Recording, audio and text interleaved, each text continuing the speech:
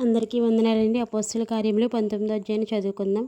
అపోల్లో కొరింథీలోనున్నప్పుడు జరిగినదేదనగా, పౌలు పై ప్రదేశములలో సంచరించి ఎఫెసునకు వచ్చి కొందరు శిష్యులను చూచి, మీరు విశ్వసించినప్పుడు పరిశుద్ధాత్మను పొందితిరా అని వారిని అడుగగా, వారు పరిశుద్ధాత్ముడు ఉన్నాడన్న సంగతియే మేము వినలేదని చెప్పిరి. అప్పుడు అతడు, అలాగైతే మీరు దేనిని బట్టి బాప్తిసం పొందితిరని అడుగగా, వారు యోహాను బాప్తిసమును బట్టి అని చెప్పిరి. అందుకు పౌలు, యోహాను తన వెనుక వచ్చువాని యందు అనగా యేసునందు విశ్వాసం ఉంచవాలని ప్రజలతో చెప్పుచు మారు మనసు విషయమైన బాప్తిసం ఇచ్చినని చెప్పాను. వారు ఆ మాటలు విని ప్రభువైన యేసునామమున బాప్తిస్మం పొందిరి. తరువాత పౌలు వారి మీద చేతులుంచగా పరిశుద్ధాత్మ వారి మీదకి వచ్చెను. అప్పుడు వారు భాషలతో మాట్లాడుటకును ప్రవచించుటకును మొదలుపెట్టిరి. వారందరూ ఇంచుమించు 12 పురుషులు. తరువాత అతడు సమాజ మందిరంలోకి వెళ్ళి ప్రసంగించుచు దేవుని రాజ్యముని గురించి తర్కించుచు ఒప్పించుచు ధైర్యంగా మాట్లాడుచు 3 నెలలు గడిపాను. అయితే కొందరు కఠినపరచబడిన వారే ఒప్పుకొనక జనసమూహం ఎదుట ఈ మార్గమును దూషించుచున్నందున అతడు వారిని విడిచి శిష్యులను ప్రత్యేకపరుచుకొని ప్రతిదినము తురొన్ను అను ఒకని పాఠశాలలో తర్కించుచు వచ్చెను. 2 ఏండ్ల వరకు ఇలాగున జరిగాను గనుక యూదులేమి గ్రీసు దేశస్థులేమి ఆసియాలో కాపురమున్న వారందరూ ప్రభువాక్యం వినిరి. మరియు దేవుడు పౌలు చేత విశేషమైన అద్భుతములను చేయించాను. అతని శరీరమునకు తగిలిన చేతి గుడ్డలైనను నడికట్లైనను రోగుల యొద్దకు తెచ్చినప్పుడు రోగములు వారిని విడిచాను, దయ్యములు కూడా వదిలిపోయాను. అప్పుడు దేశ సంచారులను మాంత్రికులైన కొందరు యూదులు పౌలు ప్రకటించు యేసు తోడు మిమ్మల్ని ఉచ్చాటన చేయుచున్నానని మాట చెప్పి దెయ్యములు పట్టిన వారి మీద ప్రభువైన యేసునామమును ఉచ్చరించుటకు పూనుకొనిరి. యూదుడైన స్కెవనును ఒక ప్రధాన యాజకుని కుమారులు 7 అలాగూ చేయుచుండ్రి.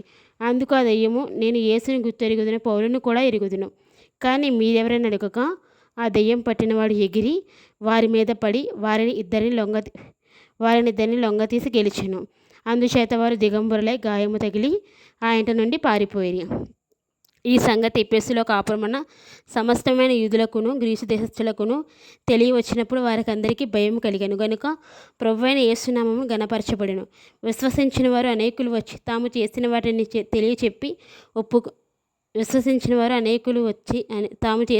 తెలియచేసి ఒప్పుకొనిరి.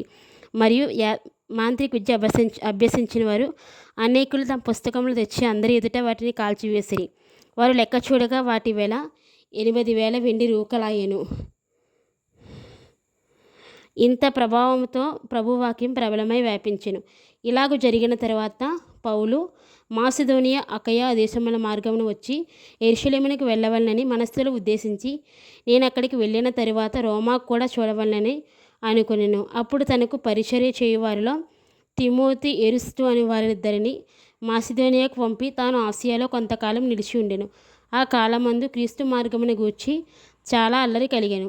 ఎలాగనగా దెమిత్రియను ఒక కంసాలి అర్తిమే దేవికి వెండి గుళ్ళను చేయటం వలన ఆ పని వారికి మిగులు లాభం కలుగచేయుచుండెను. అతడు వారిని అట్టి పని చేయు ఇతరుల గుంపు కూర్చి, అయ్యలారా, ఈ పని వలన మనకు జీవము బహుబాగుగా జరుగుచున్నదని మీకు తెలియను.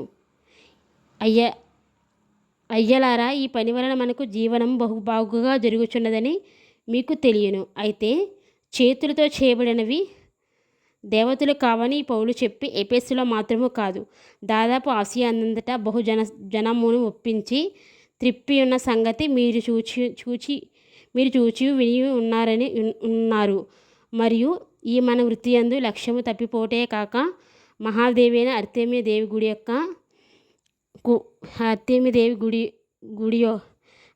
దేవి యొక్క గుడి కూడా తృణీకరింపబడి ఆసియా అంతటాను భూలోకమందును పూజింపబడుచున్న ఈమె యొక్క గొప్పతనం తెలియకపోవునని భయముతో వచ్చున్నదని వారితో చెప్పాను. వారు విని రౌద్రంతో నిండిన వారే ఎఫెసీయుల ఆర్తిమదేవి మహాదేవి అని కేకలు వేసిరి. పట్టణం బహి గలిబిలిగా ఉండెను. మరియు వారు పౌలుతో ప్రయాణమై వచ్చిన మాసిదోనియా వారైన గాయును అరిస్తార్కును పట్టుకొని దొమ్మిగా నాటకశాలలో చొరబడిరి. సౌలు జనుల సభ యొద్దకు వెళ్ళదలిచెను, కానీ శిష్యులు వెళ్ళనీయలేదు.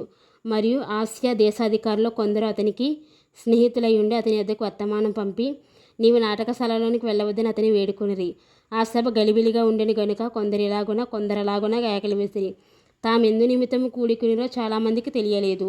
అప్పుడు యూదులు అలెగ్జాంద్రుని ముందుకు త్రోయగా కొందరు సమూహంలో నుండి అతనిని ఎదుటకు తెచ్చిరి. అలెగ్జాంద్రు సైగ చేసి జనులతో సమాధానం చెప్పుకొనవలె ఉండెను. అయితే అతడు యూదులని వారు తెలుసుకున్నప్పుడు అందరిని ఏకశబ్దంతో 2 గంటల సేపు ఎఫెసీయుల ఆర్తెమీదేవి మహాదేవి అని కేకలు వేసిరి. అంతటా కరణము సమూహమును సముదాయించి ఎఫెసీయుల పట్టణము ఆర్తెమీ మహాదేవికిని ద్విపది యొద్ద నుండి పడిన మూర్తికిని పాలకురాలై ఉన్నదని తెలియని వాడెవడు? ఈ సంగతి నిరాపేక్షమైనవి గనుక మీరు శాంతం కలిగి ఏది ఆతురపడి చేయకుండా ఆవశ్యకము. మీరు ఈ మనుషులను తీసుకుని వచ్చితిరి. వీరు గుడి దోచిన వారు కారు, మన దేవతను దూషింపను లేదు. దెమేత్రికిని అతనితో కూడానున్న కమసాలులకును ఎవని మీదనైనా వ్యవహారం ఏదైనా ఉన్న ఎడల న్యాయసభలు జరుగుచున్నవి. అధిపతులు ఉన్నారు గనుక వారు ఒకరితో ఒకరు వ్యాజ్యమాడవచ్చును. అయితే మీరు ఇతర సంగతులను గూర్చి ఏమైనా విచారణ చేయవలనంటే అది క్రమమైన సభలో పరిష్కారమగును. మనము ఈ గలిబిలిని గూర్చి చెప్పదగిన కారణమేమీ లేనందున నేడు జరిగిన అల్లరిని గూర్చి మనలను విచారణలోనికి తెత్తురేమో అని భయమవుచున్నది. ఇట్లు గుంపు కూడినందుకు తగిన కారణము చెప్పజాలమని వారితో అనెను. అతడిలాగు చెప్పి సభను ముగించెను. ఆమెన్. దేవుడు తన పరిశుద్ధ వాక్యం దీవించి ఆశీర్వదించును గాక. ఆమెన్. స్తోత్రం.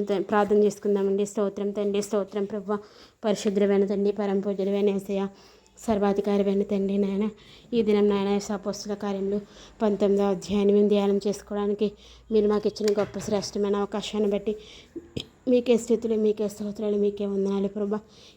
ఈ వాక్యాన్ని వినిచిన బిడ్డలందరికీ ప్రభా నాయన యేసయ్య, మీరే నాయన యేసయ్య మీ యొక్క దీవెన ఆశీర్వాదాలను కుమ్మరించండి ప్రభా. అయ్యా తండ్రి నాయన యేసయ్య, నాయన వాక్యం చదివినప్పుడు ప్రభా తండ్రి చిన్న చిన్న త్రోటుపాట్లు కలగకుండా ప్రభా అయ్యా నన్ను కూడా నీ ఆత్మతో నింపండి ప్రభా. మీకు వందనాలు అయ్యా తండ్రి నాయన. యొక్క రాకడ సమయంలో ప్రభా తండ్రి నాయన యేసయ్య ప్రభా